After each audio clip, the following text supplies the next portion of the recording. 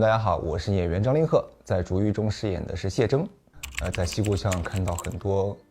属于中国古装剧特有的东西，我觉得这些元素叠加在一起，就能够给观众一个中华文化的一个传播，他们就知道哦，原来在中国古代是有这些东西的。就是其实这些元素虽然说是很小，但是我觉得如果大家能看到这些元素一点点，他们就会去探究说这个元素背后的故事。刚刚说的台湾同胞看到我们的这些东西，他们也会很喜欢，肯定不仅仅是因为我们的造型比较出彩，我们的画面比较精美，一定是里面的情感浓度也是在他们心中可以产生共鸣的。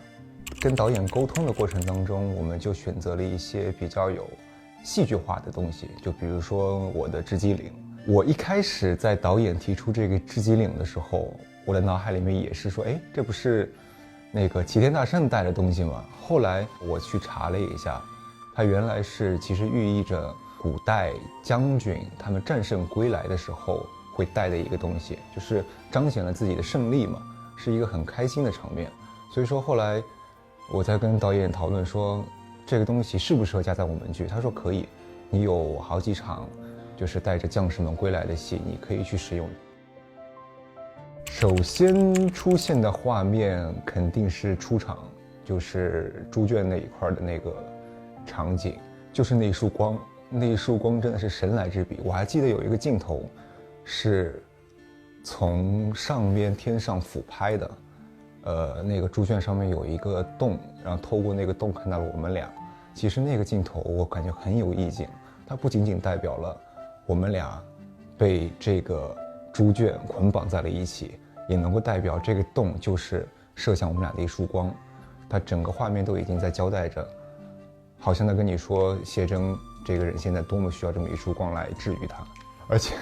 谢征那会儿他是抬着头看着樊长玉的，樊长玉在他面前是一个非常高大的形象，当时当地的他是经历了很多的挫折，这时候突然有这么样一个形象在他面前，你说他不心动，那谁心动呢？谢征在前期的时候，他是一个比较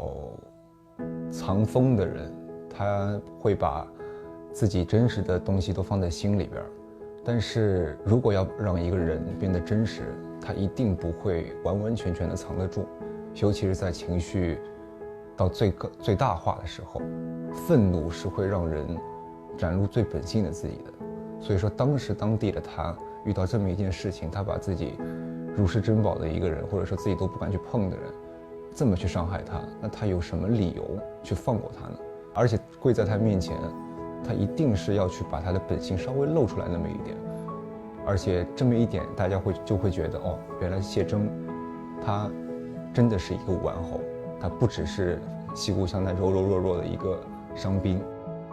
我虽然是演了很多部戏，但是还是时间短。当时最学不会的一样东西就是控制表情，不是说好不好看的问题，而是说当你一个人在有情绪的时候，你并不会把所有情绪放在脸上，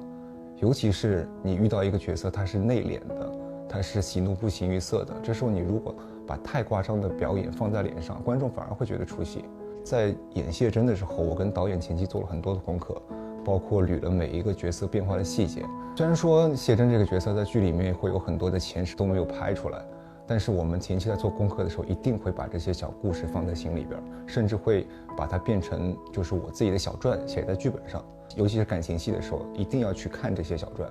把这些前世在脑子里过一遍之后，再去镜头前面演绎，一定是会比单纯说台词来得更加自然。我在看剧本的时候，我会比较在意逻辑。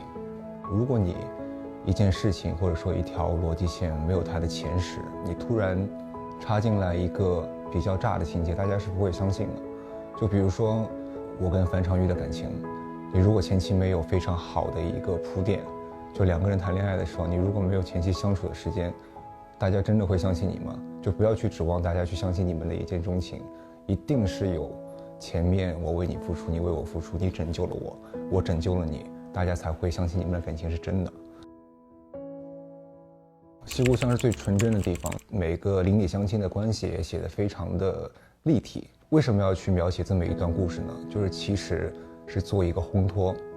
前面只有把这些东西氛围感做浓了之后，后边被屠村，后边进入朝堂部分，后边再进入去跟反派对抗的过程当中，观众才能去共情你。然后我杀猪养你很经典的一句台词，然后还有一个风雨郎停梦已醒，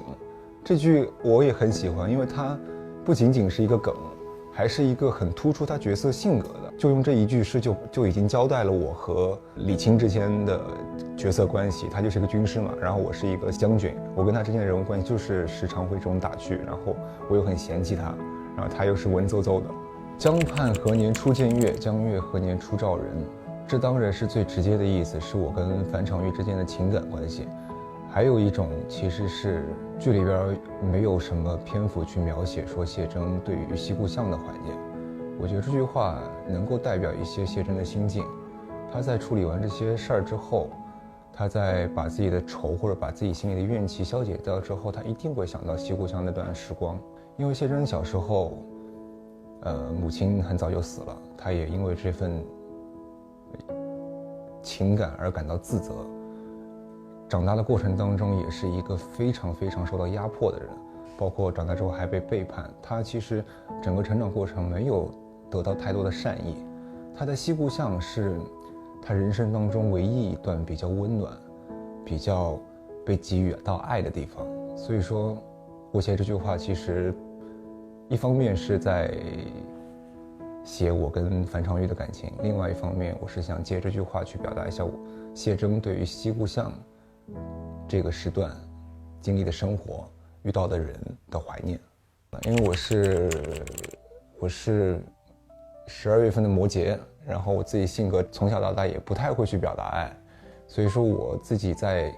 演这种感情戏的时候，我特别喜欢所谓的留白，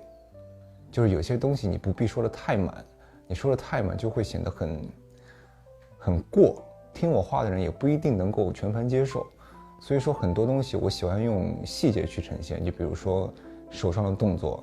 你戳破窗户纸，或者说你画面的运用，就是那个从天而降的那束光，还有一些构图上的东西，这些东西都可以让观众去对你这场戏产生遐想。这就是为什么说你看剧和看小说还不一样，小说的文字